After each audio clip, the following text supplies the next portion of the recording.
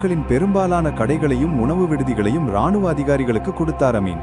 தனது இராணுவ அதிகாரிகளுடன் நடந்து செல்லும் இடி அமீன் செல்லும் வழியில் இருக்கும் கடைகள், ஹோட்டல்களில் எதை யார் எடுத்துக்கொள்ளலாம் என்பதை சொல்வார். அதை அவருடன் நடக்கும் இராணுவத்தை சாராத ஒரு அதிகாரி நோட்டில் குறிப்பெடுத்துக் கொண்டே செல்வார். தங்களுடைய சொந்த வீடுகளையே பராமரிக்க தெரியாத இந்த அதிகாரிகள் இலவசமாக கிடைத்த சொத்துக்களை எப்படி நடத்துவார்கள்? பழங்குடி நடைமுறையை பின்பற்றி தங்களுடைய சமுதாய மக்களை அழைத்து அவரவர்களுக்கு தேவையானதை எடுத்துக்கொள்ளுமாறு சொன்னார்கள். பொருளின் மதிப்பு என்ன என்பது கூட தெரியாதவர்களின் கைகளில் ஆசியர்களின் சொத்து சிக்கி சீரழிந்தது. அவர்களால் நடத்தப்பட்ட கடைகளும் தொழில்களும் நின்று போக வெகு சில நாட்களிலேயே உகாண்டாவின் பொருளாதாரம் சீரழிந்தது. ஆசியர்களை வெளியேற்றிய அமீனின் நடவடிக்கைகள் அவர் விசித்திரமானவர் என்ற தோற்றத்தை சர்வதேச உலகிற்கு அறிவித்தது. அவருடைய கொடுமைகளும் கொடூர நடவடிக்கைகள் பற்றிய கதைகளும் உலகம் முழுவதும் பரவியது. அமீனின் கொடூரமான செயல்பாடுகளை பார்த்து உலகமே பதற்றமாக இருந்தது. அமீன் தனது எதிரிகளை கொன்றதோடு தனது நடவடிக்கைகளை நிறுத்திவிடவில்லை, சடலங்களையும் விட்டு வைக்கவில்லை. உகாண்டா மருத்துவமனைகளின் பிணவரையில் வைக்கப்பட்டிருக்கும் சடலங்களிலிருந்து சிறுநீரகங்கள், கல்லீரல், மூக்கு, உதடுகள் மற்றும் அந்தரங்க உறுப்புகள் போன்றவை காணாமல் போவது அங்கு மருத்துவ பணியில் ஈடுபட்டிருக்கும் அனைவருக்கும் தெரிந்த விஷயம்.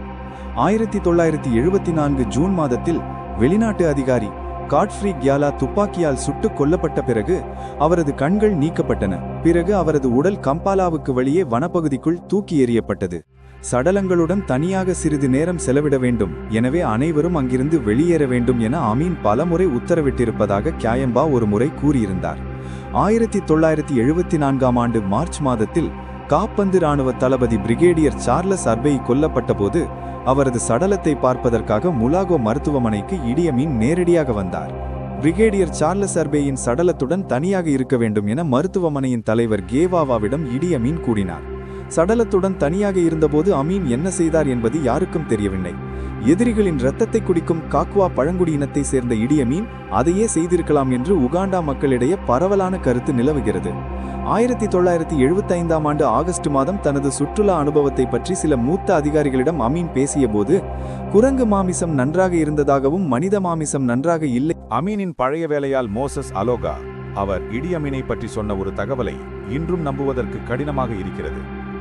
அமீனின் பழைய வீடான கேமன் போஸ்டில் ஒரு அறை எப்பொழுது மூடப்பட்டிருக்கும், அதில் நான் மட்டுமே செல்வதற்கு அனுமதி இருந்தது, அதுவும் அந்த அறையை சுத்தம் செய்வதற்காக மட்டும்தான் என்று அலோகா தெரிவித்தார். அமீனின் 5வது மனைவி சாரா கியோலாபாவுக்கு அந்த அறையை பற்றி தெரிந்து கொள்ள மிகுந்த ஆவல் இருந்தது. ஒரு நாள் அந்த அறையை திறக்குமாறு அவர் என்னிடம் கேட்டுக்கொண்டார். யாரும் அறையில் நுழைய அனுமதி இல்லை என்று அமீன் எனக்கு கட்டளையிட்டிருந்ததால் அறையை திறக்க தயங்கினேன். ஆனால் அறையை திறக்கச் சொல்லி வற்புறுத்திய